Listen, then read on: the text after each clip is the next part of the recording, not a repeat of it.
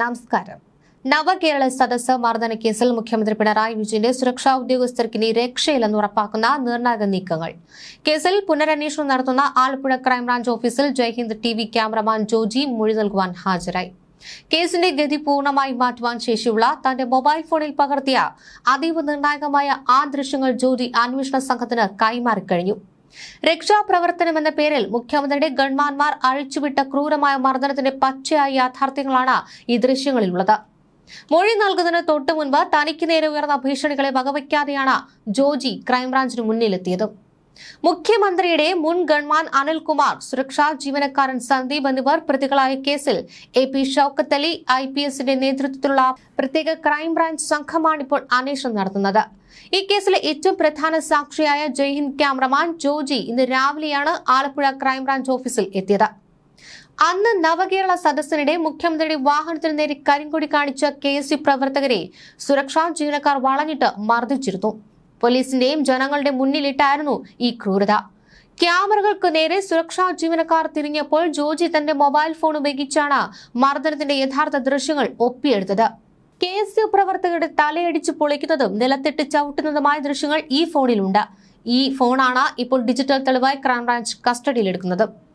ആദ്യഘട്ടത്തിൽ local police ഈ case അട്ടിമറിക്കുവാനും പ്രതികളെ സംരക്ഷിക്കുവാനും ബോധപൂർവം ശ്രമിച്ചിരുന്നു. പ്രതികൾ ചെയ്തത് രക്ഷാപ്രവർത്തനമെന്നായിരുന്നു മുൻ മുഖ്യമന്ത്രി പിണറായി വിജയൻ അന്ന് ന്യായീകരിച്ചത്.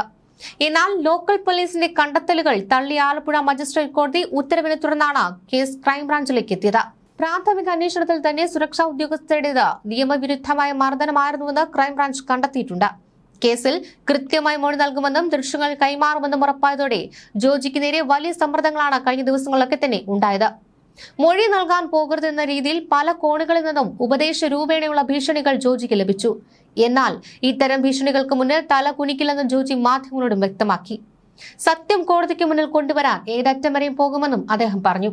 ജോജിയുടെ മൊഴിയും ഈ ദൃശ്യങ്ങളും പുറത്തു വരുന്നതോടെ മുഖ്യമന്ത്രിയുടെ ഗൺമാൻമാരുടെ അറസ്റ്റ് ഉൾപ്പെടെയുള്ള കടുത്ത നടപടികളിലേക്ക് ക്രൈംബ്രാഞ്ചിന് കടക്കേണ്ടി വരും. സാക്ഷി പറയരുതെന്നും കേസിൽ നിന്ന് പിന്മാറണമെന്നും ആവശ്യപ്പെട്ട് സൗമ്യമായ ഭാഷയിൽ ഒളിപ്പിച്ചു വെച്ച ഭയപ്പെടുത്തലുകളാണ് ഫോൺ കോളുകളിലൂടെ ജോജിക്ക് നേരെ വന്നത്. പരിചയക്കാരായ ചില പോലീസുകാർ തന്നെ ഉപദേശ രൂപത്തിലാണ് ഈ ഭീഷണി മുന്നോട്ട് വെച്ചതെന്നതും സംഭവത്തിന്റെ ഗൗരവം വർദ്ധിപ്പിക്കുന്നുണ്ട്. നിങ്ങൾ മാറിയാൽ ഈ കേസ് തന്നെ ഇല്ലാതാകും. നിങ്ങൾ ഒരു മാധ്യമ പ്രവർത്തകനല്ലേ, ഇനി പുറത്തിറങ്ങി നടക്കേണ്ടതല്ലേ, ഭവിഷ്യത്തുകൾ അനുഭവിക്കേണ്ടി വരും എന്നിങ്ങനെ സ്നേഹം പുരട്ടിയ ഭാഷയിലാണ് ഫോൺ കോളുകൾ വരുന്നത്. വണ്ടികളെല്ലാം വരും, നിങ്ങൾ റോഡിലൂടെ ഒറ്റയ്ക്കല്ലേ പോകുന്നത് എന്ന രീതിയിൽ ലോറി കയറ്റി കൊല്ലുമെന്ന പരോക്ഷമായ വധഭീഷണി വരെ ഇതിൽ ഉൾപ്പെടുന്നുണ്ട്. മുഖ്യമന്ത്രിയുടെ ഗൺമാൻമാർ അതിക്രമം കാണിക്കുന്ന ദൃശ്യങ്ങൾ തന്റെ ക്യാമറയിൽ ആദ്യമായി പകർത്തി പൊതുസമൂഹത്തിന് മുന്നിൽ എത്തിച്ചത് ദീർഘകാലമായി ജയ്ഹിന്ദിൽ ജോലി ചെയ്യുന്ന ഡൽഹിയിൽ അടക്കം പ്രവൃത്തി പരിചയമുള്ള സീനിയർ ക്യാമറമാനായ ജോജിയാണ്. ഈ ദൃശ്യങ്ങൾ മാധ്യമങ്ങൾ ഏറ്റെടുത്തതോടെയാണ് സംഭവം നിയമസഭയിൽ വരെ വലിയ രാഷ്ട്രീയ കൊടുങ്കാറ്റായി മാറിയത്. ഭീഷണി കടുത്തതോടെ ജോജി വിവരം മുഖ്യമന്ത്രി നേരിട്ട് അറിയിക്കുകയും ജില്ലാ പോലീസ് സൂപ്രണ്ടിന്റെ ഔദ്യോഗികമായി പരാതി നൽകുവാൻ തീരുമാനിക്കുകയും ചെയ്തിട്ടുണ്ട്. ദൃശ്യങ്ങൾ അടങ്ങിയ മൊബൈൽ ഫോണും മറ്റു നിർണായക രേഖകളും ഇതിനോടകം തന്നെ അന്വേഷണ സംഘത്തിന് കൈമാറിയിട്ടുണ്ട്.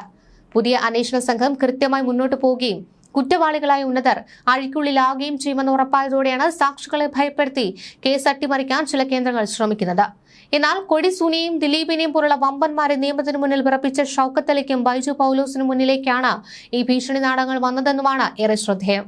പ്രധാന സാക്ഷി ഭീഷണിപ്പെടുത്തിയതിന് പിന്നിൽ പ്രവർത്തിച്ച പോലീസുകാരെയും തണലൊരുക്കുന്ന ഉന്നതരെയും കണ്ടെത്തുക എന്ന അധിക ചുമതല കൂടി ഇനി പുതിയ സ്പെഷ്യൽ ഇൻവെസ്റ്റിഗേഷൻ ടീമിന് ഏറ്റെടുക്കേണ്ടി വരും. ചുരുക്കത്തിൽ പ്രതികളെ പൂട്ടാനിറങ്ങിയ സിംഹങ്ങൾക്കിനി പണി ഇരട്ടിക്കുമെന്നത് ഉറപ്പാണ്. ഒപ്പം ഭീഷണിക്കാരെ പൊക്കാൻ അന്വേഷണ സംഘം വലവിരിക്കുന്നതോടെ വരും ദിവസങ്ങളിൽ കേരള രാഷ്ട്രീയം കൂടുതൽ ചൂടുപിടിക്കുകയും ചെയ്യും.